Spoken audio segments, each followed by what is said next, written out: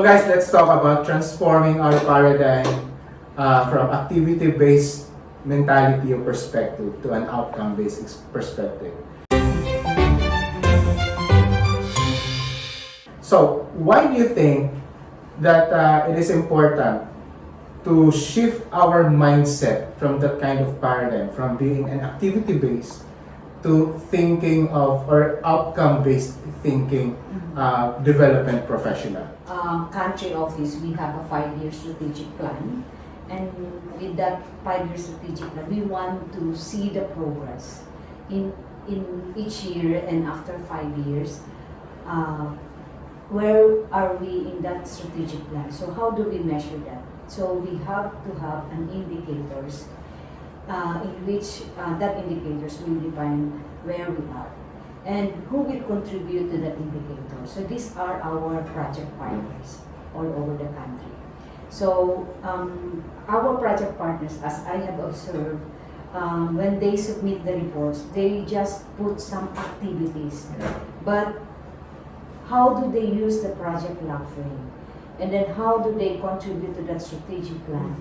That's really the gap that we wanted to fill in at the moment. I think the question of why do we need to shift, that's valid, very important, especially now from the perspective of co-finance, wherein we see the government from the north, or that they really contribute to the development efforts, particularly in the third world country.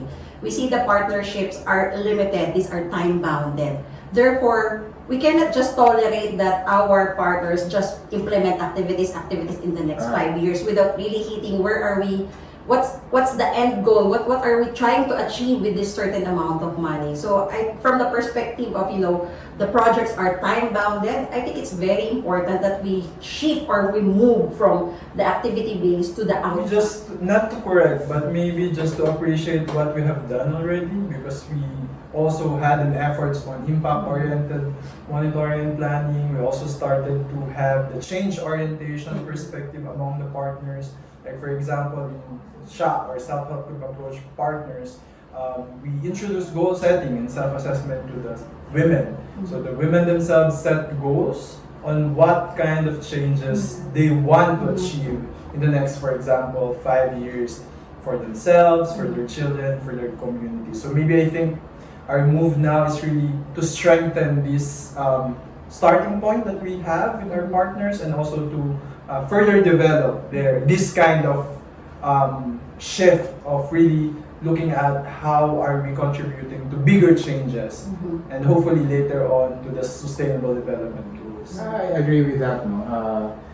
Because projects are time bounded, and also partnership is being time bounded. It's given the time bound. There's a time bound, so we have to make sure that we achieve the efficiency and effectiveness of whatever we do. So that's why we need to shift that kind of mindset. But now the question is, how do we shift to that kind of perspective? How do we shift with that kind of mentality? I think I'd like to pick up what Telay shared earlier. I think the strategic plan, it's a good guidance wherein the partners, or even us as development workers, there's actually a clear guide, a clear direction where we are headed. I would like to compare this in like driving a car. At least when you are driving a car, we are using Waze or any Google map. So it actually dictates our clear destination. And picking up from the sharing of Telay, I think the strategic plan is a critical, I would say, tool or framework that will really guide the how of changing that mindset from activity-based to the outcome-based.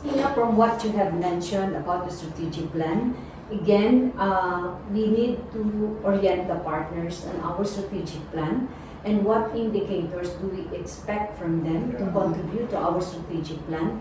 And this requires a changing mindset, no? Because sometimes they see those indicators as a compliance, no? Not really as a necessary input for them to make up decisions, to come up with decisions, and also for them to utilize those indicators in their project and in their organization. So that's when the mindset changing of mindset comes in? The buy-in and ownership of the partners with what we have developed so far in terms of indicators and qualifiers would be high, because I think we make use of the output from Yeah. their situational analysis, the child rights situational analysis, and even from their general annual report and log frame. So I think it will not be in a way for compliance purposes for the partners, because we really make use what we have already, or what do they have already have. I mean, starting from where they are already, and not, you know, from top to bottom, but rather bottom up. So I think that's also a more empowering way of how we process things, and how partners could really contribute to the changes that we want to achieve. And I think we have already set some plans. We need our monitoring and evaluation to be more evident. It should be data-driven. Car cluster meeting. Maybe we can introduce the strategic plan, and then also the indicators vis-a-vis the components of change and children's rights. And then, I think the challenge is like us. How do we communicate these things in a more fun, you know, more interesting way? We're always open for their suggestions or comments or recommendations. How to have two-way communication, being open and transparent, so that accountability will also In follow. conclusion, we maximize the collaborative spaces for us to talk.